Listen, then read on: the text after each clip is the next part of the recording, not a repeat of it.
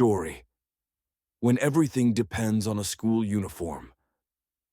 Sarah was a high school student at an ordinary school where the dress code was strictly enforced. She lived with her grandmother in a small neighborhood that even mail carriers rarely visited. Her father had abandoned them when she was 8, and her mother died in a car accident while returning from a night shift. Every morning, Sarah put on the school uniform given to her by a neighbor.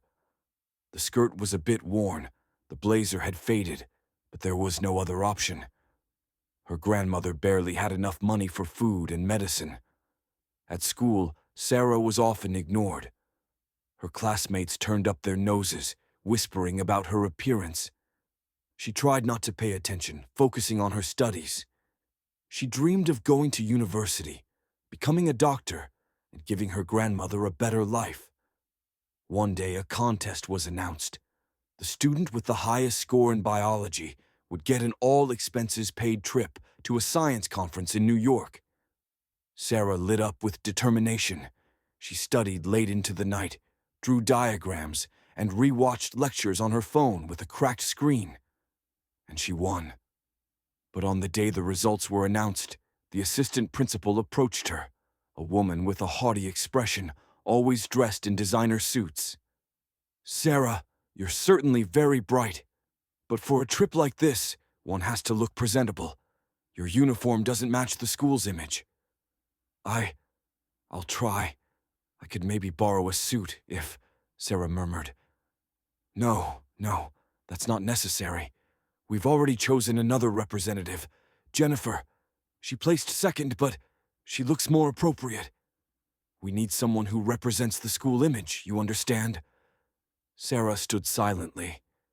Everything inside her tightened. Was appearance really more important than knowledge? That evening she cried. Her grandmother held her hand and whispered, "You're still brilliant. You'll become a doctor. Just remember, justice doesn't always come right away." Years passed.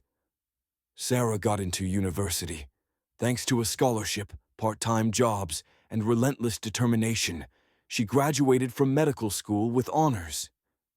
10 years later, she returned to her hometown, now a pediatrician with international experience. One day, a boy came in for an appointment, accompanied by that same assistant principal. She had aged, though her proud face remained unchanged. At first, she didn't recognize Sarah, but when the doctor introduced herself, the woman's face turned pale. It's you," Sarah smiled gently. "Yes. Now tell me, does your son have any allergies?" And calmly began the consultation. She didn't seek revenge. She simply became better, stronger, brighter.